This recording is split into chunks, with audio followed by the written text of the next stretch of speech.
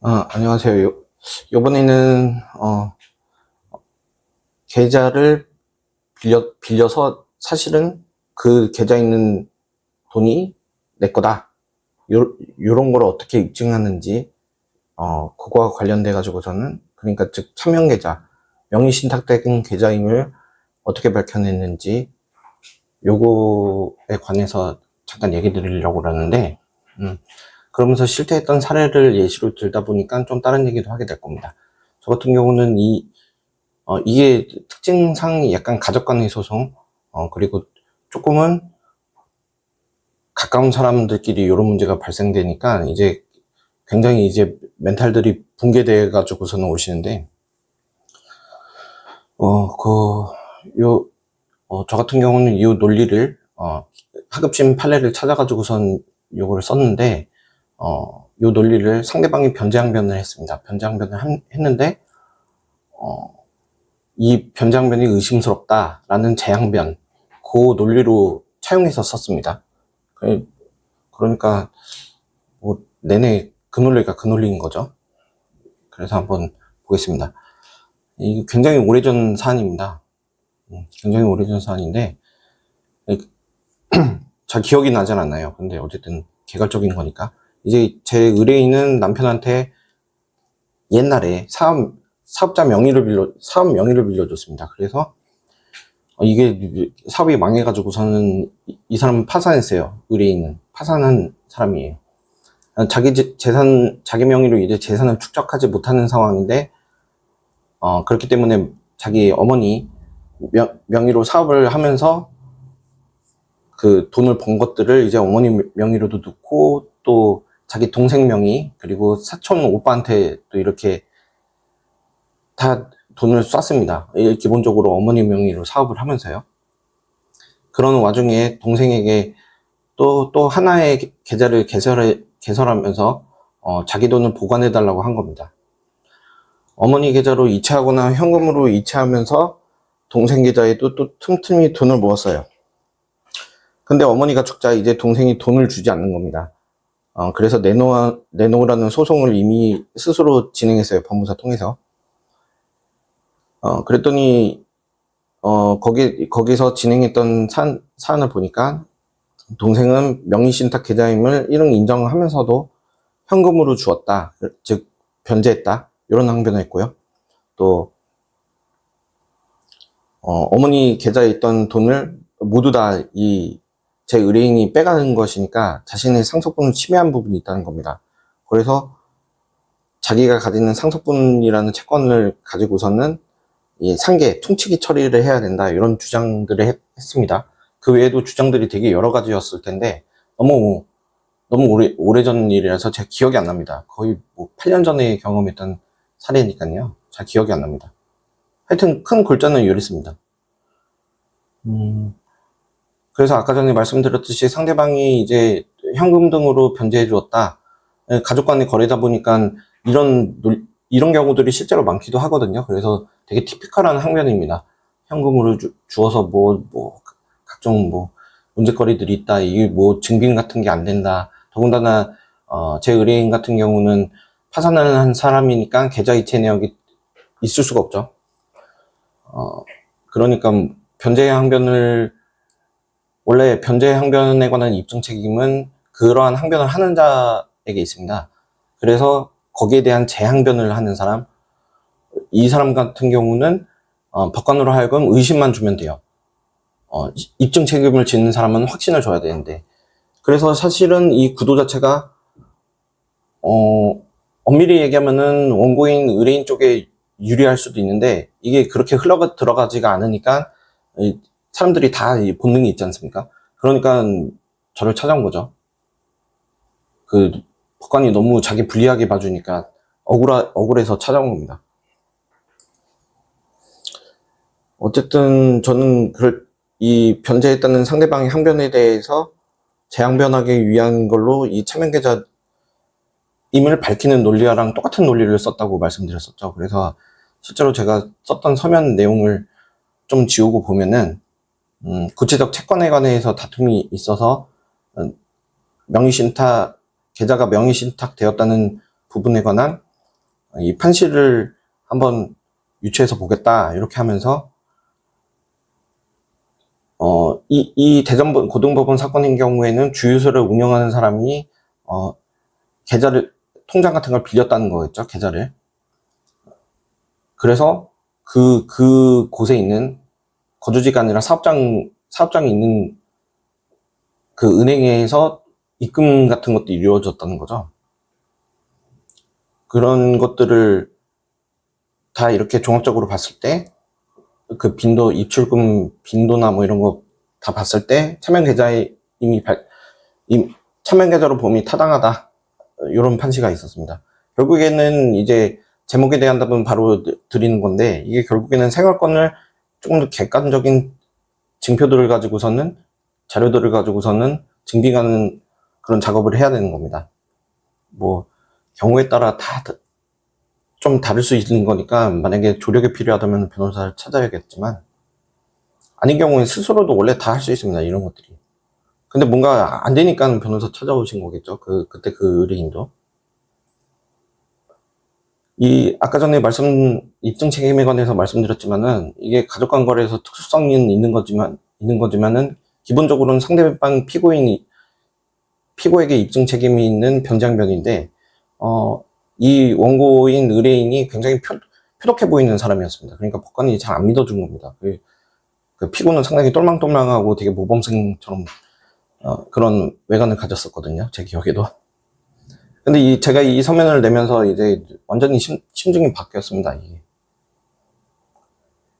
구체적으로는, 항변에 대한 장변에 있어서 좀 있으면 보게 될 텐데, 이 대체 지급, 통장하고 보통 연동되거든요.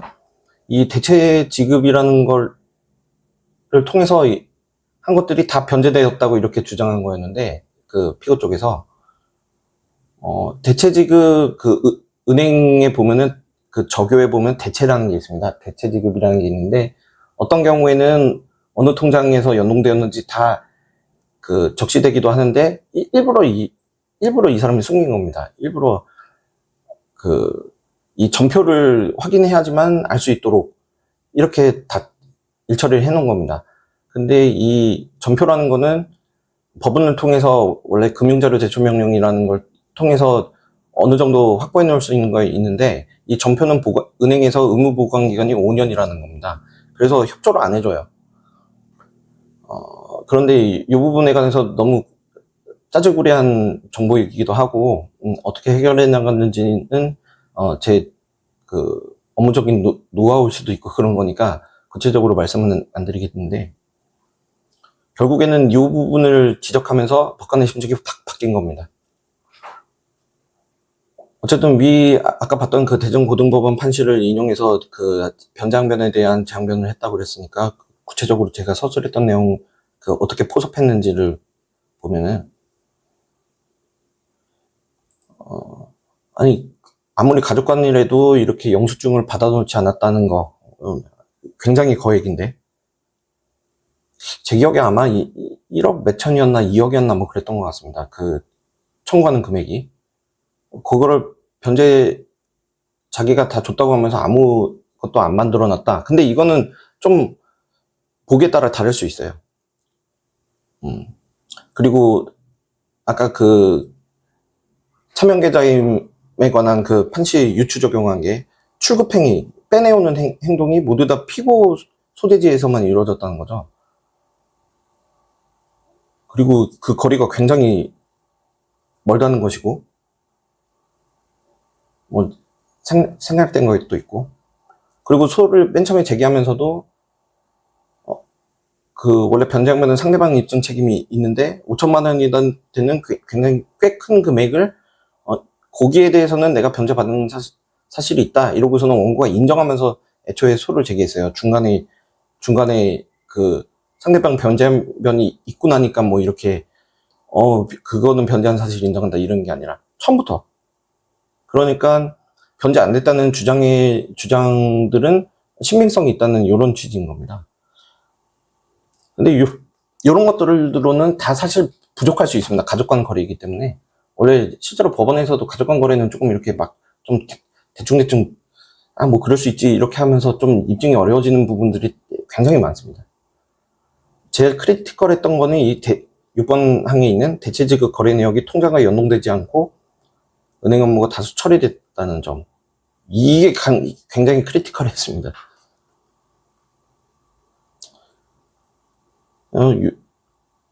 이런 부분에 있어서 뭐가 문제가 될지 본능적으로 직관적으로 볼 줄 알면서 그 법적 문제 해결 능력이 있으면은 사실 변호사가 필요 없습니다.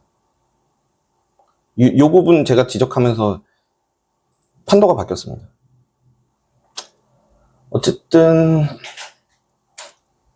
요런 게 있었고, 나중에 이거 그래서 뭐 승소했는데, 또 이제 저희 주제에서는 좀 벗어난 얘기죠. 근데 두 번째로 자기 상속분을 침해했다는 요런 주장을 했다는 부분에 대해서 제가 어떻게 소술했는지 그냥 한번 보여드리겠습니다. 그러니까 퉁치기 주장이요. 그러니까 이게 사실은 논리적 구조로 봤을 때 이 퉁치기 항변에 대한 우리 쪽에 어떤 논리적인 반박이 먼저 이루어지고 나서 그 다음에 변제 항변에 대해서 이렇게 또 반박해야 되는 그런 논리적 구조를 가지는 겁니다. 뒤에 보면 나오겠지만 일단 그래서 보시면은 결국에 피고가 주장하는 바는 자기 상속분이 있는데 요거를 원고인 의뢰인이 가져갔다. 요런 주장인 건데 그 채권은 구체적으로 확정된 바가 없다. 확정되지 않으면은 그거에 대한 상기항변을 할 수 없다. 이런 것들이 있습니다. 구체적으로 확정되지 않은 어떤 채권에 관해서는 뭐 이렇게 봐야 된다, 저렇게 봐야 된다 그런 논리들이 법도리들은 좀 꽤 여러 번 봤을 텐데 구체적으로 정리는 안 됩니다. 너무 그때그때마다 해야 되지 기억은 잘 안 나고. 이게 결국에는 이 내용이 쉽게 얘기하자면은 그 상속재산 분할 심판을 먼저 구하고 거기서 구체적 상속분이 이렇게 결정되고 나면은 이걸 가지고서는 상기항변을 할 수 있을지언정 그전에는 할 수 없다 이런 논리인 건데 결국엔 이게 관할이 다릅니다. 관할이 달라요. 상속재산 분할은 가사 비송 사건일 거고 그러니까 가정법원에 관할권이 있고 이렇게 이 차명계좌인데 거기 있는 돈들을 안 주고 있으니까 명의신탁을 해제하면서 이제 뭐 부당이득 반환해라 뭐 아니면 원상회복해라 이런 취지의 지금 이 사건 소송인 경우에는 일반 민사법정에서 관할권이 있습니다. 그리고 이 둘은 서로 병합해서 심판될 수도 없어요. 이런 것 같은 게 이제 유류분 청구와 상속재산 분할도 이런 걸로 알고 있습니다만은 이렇게 선결되지 않은 문제에 대해서 민사법원이 함부로 이렇게 또 판단하면 안 되는 그런 논리가 있습니다. 그걸 쓴 겁니다. 그래서 가사 비송 사건으로서 가정법원 전속 간월이고